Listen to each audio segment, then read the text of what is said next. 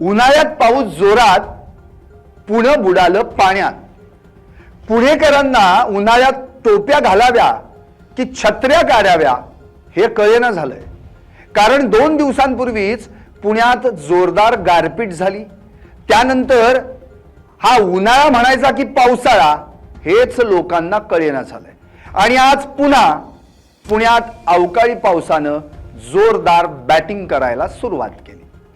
ऐन उन्हाळ्यात पुण्यावर आभाळ फाटलं आणि ढगफुटी सदृश पावसानं शहर जलमय झालं। त्यामुळे अनेक ठिकाणी वाहतूक कोंडीही झाली। पण एवढ्याशा पावसात पुणे बुडत असेल तर ऐन पावसाळ्यात पुणेकरांची हालत काय होईल कल्पनाच न केलेली बरी। येणाऱ्या पावसाळ्यासाठी पुण्यातलं प्रशासन सज्ज आहे का? प्रशासन आणि नाले या दोन्हींमधील सफाई झाली आहे का? असे एक ना अनेक सवाल उपस्थित झालेत। कारण ऐन वेळी नेते मंडळी आणि इतर लोक पाऊसच एवढा पडला त्याला आम्ही काय करणार असं म्हणत पावसावर आपल्या नाकर्तेपणाचं बिल फाडून मोकळे होतात। मात्र ऐन उन्हाळ्यातला हा पाऊस नेत्यांचीही लिटमस टेस्ट आहे, तसंच प्रशासनाचीही ही सराव चाचणी आहे हे लक्षात घ्यायला हवं। पुण्यातल्या आजच्या पावसाचा आणि तारांबळीचा आढावा घेणारा हा रिपोर्ट। नमस्कार, मी संदीप। पुण्यात आज निसर्गाचं एक भीषण आणि अकल्पित रूप पाहायला मिळालं। मार्च एप्रिलच्या रणरणत्या उन्हात होरपळणाऱ्या पुणेकरांना आज दुपारनंतर पावसानं अक्षरशः झोडपून काढलं। हा पाऊस केवळ अवकाळी नव्हता तर तो एका तांडवासारखा होता।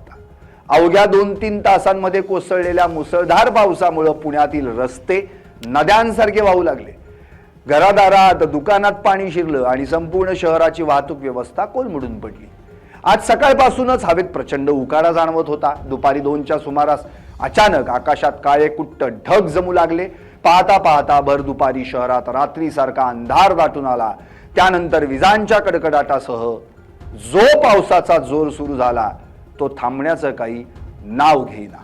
खडकवासला, सिंहगड रस्ता, कोथरूड आणि वारजे परिसरात पावसाचा जोर इतका प्रचंड होता की काही फुटांवरचंही दिसणं कठीण झालं होतं।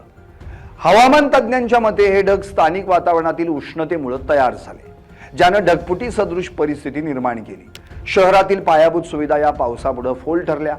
कर्वे रस्ता, सातारा रस्ता आणि बाणेर पाषाण लिंक रोड यांसारख्या मुख्य मार्गांवर कमरे इतकं पाणी साचलं। ड्रेनेज लाईन तुंबल्यानं पावसाचं पाणी रस्त्यावरून ओढ्यासारखं वाहू लागलं। अनेक दुचाकी, 4 चाकी वाहनं या पाण्यात अडकून पडली तर काही ठिकाणी दुचाकी पाण्याच्या प्रवाहानं वाहून गेल्याच्याही घटना घडल्या। डेक्कन आणि गरवारे कॉलेज परिसरातील सखल भागात पाणी साचल्यानं मेट्रो स्थानकाबाहेर प्रवाशांची मोठी गर्दी झाली। पावसाचा सर्वाधिक फटका सिंहगड रस्ता आणि कात्रज कोंढवा परिसरातील गृहनिर्माण सोसायट्यांना बसला।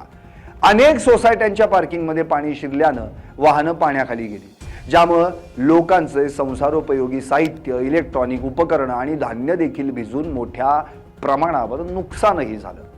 पावसासोबतच ताशी 30 ते 35 किलोमीटर वेगानं वाहणाऱ्या वाऱ्यांमुळे शहरात 50हून अधिक ठिकाणी झाडं उन्मळून पडल्याच्या घटना घडल्या।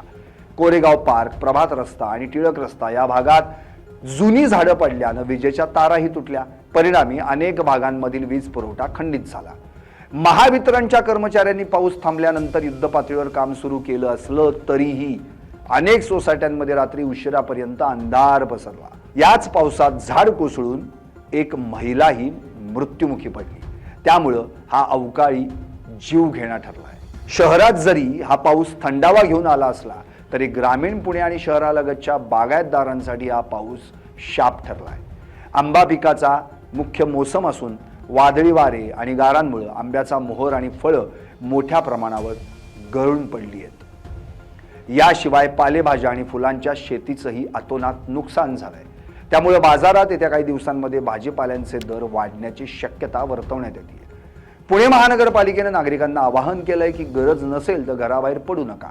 आपत्कालीन परिस्थितीसाठी पालिकेचा नियंत्रण कक्ष 24 तास कार्यरत ठेवण्यात आलाय। महापौर आणि आयुक्तांनी संबंधित विभागांना तातडीनं रस्ते मोकळे करण्याचे आणि पाणी उपसण्याचे आदेश दिलेत। हवामान विभागानं पुण्यासाठी पुढील 48 तासांचा ऑरेंज अलर्ट दिलाय। बंगालच्या उपसागराकडून येणारे बाष्प आणि स्थानिक उष्णता यामुळे अशी स्थिती पुन्हा उद्भवू शकते. त्यामुळे पुणेकरांनी पुढील 2 दिवस विशेष खबरदारी घेणं आवश्यक आहे. एकूणच काय तर आजच्या पावसानं पुण्याच्या नागरी नियोजनातील त्रुटी पुन्हा एकदा चव्हाट्यावर आणल्या आहेत. उन्हाळ्यात पडलेल्या या पावसानं पुणेकरांना धडकी भरवली आहे.